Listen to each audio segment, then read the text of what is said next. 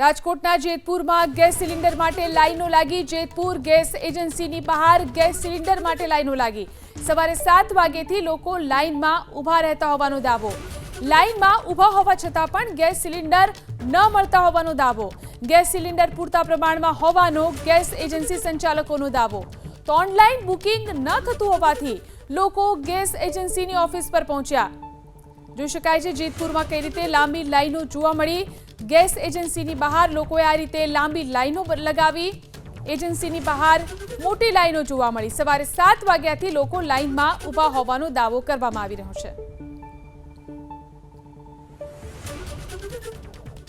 અફવાઓને કારણે કે બાટલા મળશે ને યુદ્ધના હિસાબે શોર્ટેજ કઈ નથી। જેનું ઓનલાઈન બુકિંગ આવે અને બિલ કાઢીને બાટલા આપીએ જ છીએ। બંધ કરવાનું એ કારણ કે એનું અમે અંદરથી કામ કરીએ છીએ। જેનું ઓનલાઈન બુકિંગ આવ્યું હોય અને બિલ કાઢીને આપીએ જ છીએ અત્યારે। તો એ તો સર્વરને ડાઉન થઈ જાય છે, કેપેસિટી ઓવર આપવાના હિસાબે બાટલા લખાય ને વધારે એટલે